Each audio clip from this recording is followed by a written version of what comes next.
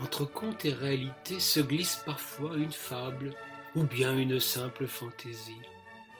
Laissez-vous mener par le bout des rêves, l'important est de rester à flot sans jamais perdre pied dans ce monde si curieux.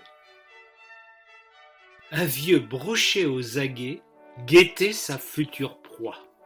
C'est un goujon en tournée qui vint s'offrir à son choix. Il s'avança sous son nez, innocent et fort placide, le carnessier, alléché, s'il s'était montré avide, ne n'aurait fait qu'une bouchée sans la moindre distinction, quand avant de l'avaler, le gourmand eut un soupçon. Cette onde était si troublée qu'il percevait quelques signes incitant à se méfier de la friture sur la ligne.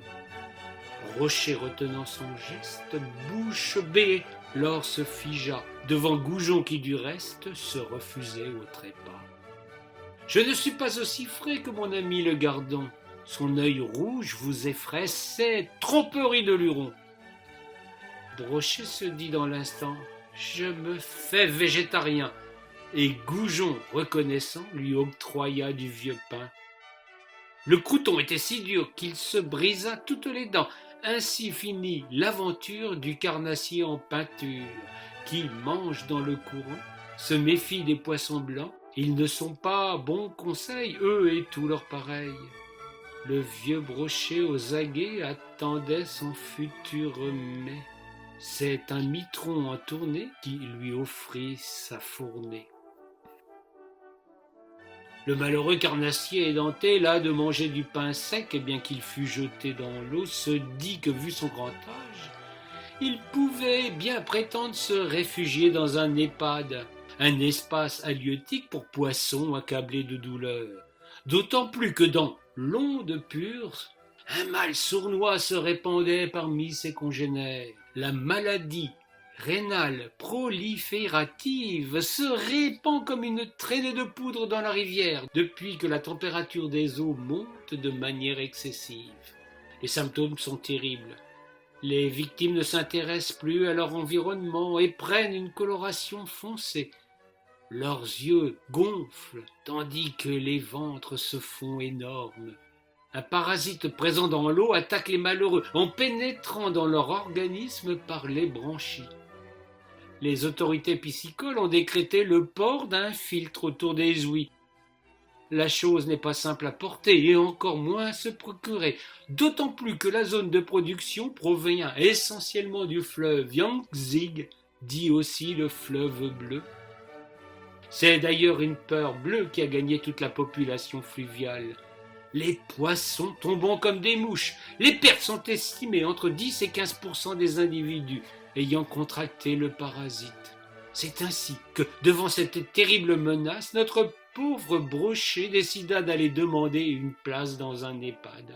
Il remplissait le formulaire d'inscription quand une libellule, bien intentionnée, suffisamment rapide pour ne pas être gobée par son interlocuteur, l'informa des mesures sanitaires que venait de prendre le grand conciliabule central de la rivière. Les vieux spécimens terminant le jour dans un tel espace de relégation ne seraient plus admis dans les centres médicaux en cas d'infection. C'était à coup sûr la mort, une simple accélération du processus, aurait dit le jeune poisson plein de vigueur qui commandait à la troupe. Notre vieux Brochet jeta immédiatement son formulaire. Quoiqu'édenté, il se sentait encore plein de vigueur et capable de résister à l'odieux parasite. Il se mit en demeure de changer son régime alimentaire. Lui, le carnassier, qui s'était satisfait de pain, ne pouvait plus compter sur la charité humaine. Il convenait de se tourner exclusivement vers les ressources locales. Après avoir attentivement observé les cas, qui, comme chacun sait, sont originaires de Chine, ces dernières sont plus en mesure de répondre aux nouveaux défis de cette époque. Elles se contentent de se mettre sous la dent, formule assez malheureuse pour notre Brochet, tout ce qui traîne au fond de l'eau. Notre Brochet se fait ainsi omnivore, préférant les aliments issus de la décomposition. Il perd ainsi de sa superbe tout autant que de son titre de prédateur.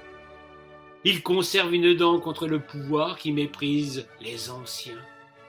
Il songe d'ailleurs à saisir le tribunal international de la Haye pour crime contre l'humanité vieillissante.